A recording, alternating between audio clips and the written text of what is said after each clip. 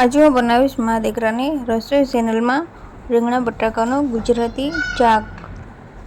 જો કેટલું સરસ દેખાય છે શાક। ચાલો રેસીપી ચાલુ કરી લેવી। આજે હું બનાવીશ લગ્ન પ્રસંગમાં બને છે ને રીંગણા બટાકાનું શાક, એવું બનાવીશ। તો મેં લીધા છે અહીંયા 500 બટાકા અને 200 રીંગણ, ટામેટું અને કાંદો મને પેલા કટ કરીને તૈયાર કરી લઉં। તો આપણે અહીંયા બટાકાના ટુકડા નાના નથી રાખવાના, મોટા જ રાખવાના છે।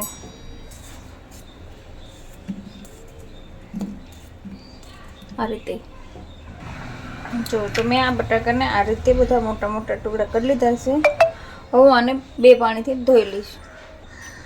જો તો મેં આ બટાકાને 2 વાર ધોઈ લીધા છે। જો તો શાકનો સરસ એવો ટેસ્ટ આવે એના માટે આપણે શું લેવાનું છે, મેં લીધા છે ગાંઠિયા, થોડોક ચીંગ લીધી છે, અહીંયા મેં લીધો છે થોડોક આખો ગરમ મસાલો, લવિંગ, તીખા અને ગરમ મસાલાનું ફૂલ, 2 લાલ મરચી, તેજપત્તા, અહીંયા મેં લીધો છે 1 આદુનો ટુકડો, 4-5 કળી લસણ, 2 તીખી મરચી। આપણે આ બધું જ મિક્સરમાં પીસી લેવાનું છે। ગ્રેવી નથી બનાવવાનું, આપણે અધકચરું જ રાખવાનું છે। તો આપણે બધો જ મસાલો હારે પીસી લઈશું। આપણે એને એકદમ ઝીણો નથી દળી નાખવાનો।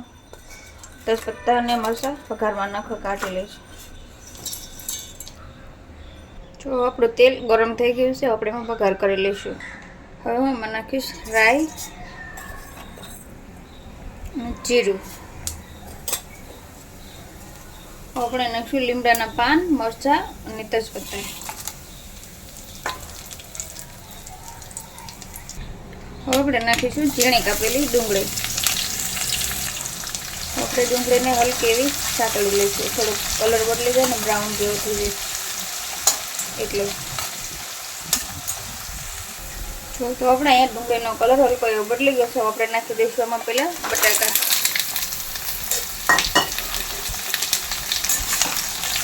આપણે એને વઘાર હારે મિક્સ કરી લઈશું।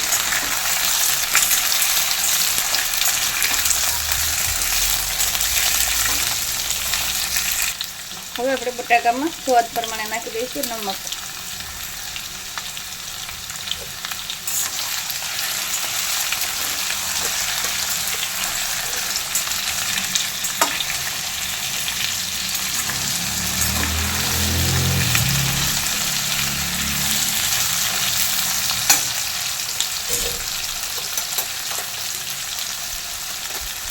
હવે આપણે ઉપરથી નાખી દઈશું હળદર।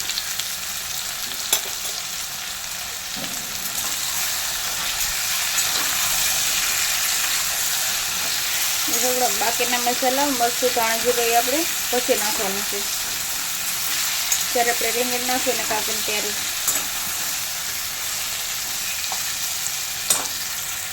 હવે આપણે એમાં નાખી દઈશું પાણી। આપણે પાણી થોડુંક જ નાખવાનું છે, નીચે એક ચમચામાં લીધું છે ને એટલું જ છે, અને આપણે ગેસ અહીંયા ધીમો રાખવાનો છે, મીડિયમ। હવે આપણે ઢાંકીને 5 થી 7 મિનિટ જેટલું મૂકી દઈશું। જો મેં મસાલાને આ રીતે એકદમ ઝીણો પાવડર જેવું નથી કરવું, મેં અધકચરું રાખ્યું છે। જો આ રીતે રાખવાનું છે આપણે, એટલે રસો ખાટો થશે ને સારું દેખાશે શાક। હવે હું રીંગણ કાપી લઉં। તો મેં લીધું છે પાણી। પાણીમાં આપણે થોડુંક નાખશું નમક, એટલે આપણા રીંગણ છે કાળા ન પડે।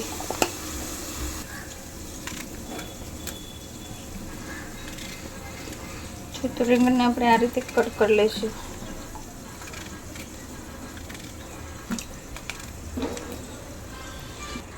જો તમે રીંગણને પણ કટ કરી લીધા છે। આપણે આને ઢાંકીને મૂકી દઈશું જ્યાં સુધી આપણે બટાકા બાફીને તૈયાર થઈ જાય ત્યાં સુધી। આપણે એમાં નમક નાખ્યું છે એટલે આપણે આ રીંગણ કાળા નહીં પડે। તો આપણે અહીંયા જે બટાકામાં આપણે થોડુંક પાણી રેડ્યું હતું એ પાણી બળી ગયું છે, અને આપણા બટાકા પોણા ભાગના બફાઈ ગયા છે। હવે આપણે એમાં નાખી દઈશું રીંગણ અને મસાલો કરી લઈશું આપણે। હવે હું નાખી દઈશ રીંગણ। હવે નાખી દઈએ મસાલો। પહેલાં આપણે હળદર નાખી હતી એટલે આપણે હળદર ઓછી નાખશું। લઈશું મરચું, અને આપણે કલર આવે ને શાકનો સરસ એવો એટલે આપણે નાખશું કાશ્મીરી મરચું, નાખશું ધાણા જીરું અડધી। આપણે નમક પહેલાં જ નાખ્યું હતું, એટલે આપણે નમક પછી આપણું શાક બનીને તૈયાર થાય તો જરૂર પડશે તો આપણે નાખશું। હવે નાખી દઈશું આ જે મસાલો મેં પીસીને તૈયાર કર્યો છે ને એ. હવે નાખી દઈશું ટામેટું. મેં એક મોટું ટામેટું લીધું છે ને ઝીણું કાપી લીધું છે. હવે આપણે આ બધો જ મસાલો મિક્સ કરી લઈશું ધીરે ધીરે. આ રીતે આપણે બધો જ મસાલો ઉપર નીચે કરી લઈશું એટલે આપણે રીંગણ અને બટાકામાં મસાલો લાગી જાય સારી રીતે.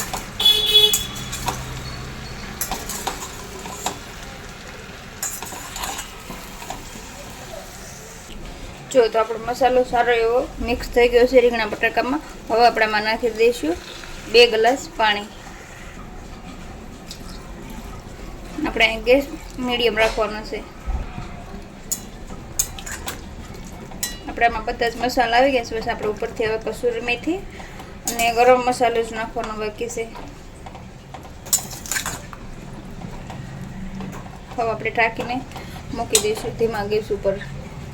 હવે આપણે મીડિયમ ગેસ ઉપર 10 મિનિટ ચડવા દઈશું. જો તો આપણો શાક બનીને તૈયાર છે. આપણે ઉપરથી નાખી દઈશું ગરમ મસાલો.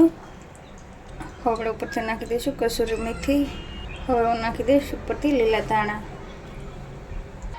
હવે આપણું શાક બનીને તૈયાર જ છે. જે લગ્ન પ્રસંગમાં બનીને એવું જ આ શાક આપણું ખાટું બન્યું છે રસાવાળું, અને ટેસ્ટમાં પણ એવું જ છે જે આપણે લગ્ન પ્રસંગમાં ખાતા હોઈએ છીએ ને એવું જ બન્યું છે. આપણું શાક ઠંડુ પડશે ને પછી સરસ કલર આવશે. નમક થોડુંક ઓછું છે શાકમાં એટલે આપણે ઉપરથી નાખી દઈશું નમક.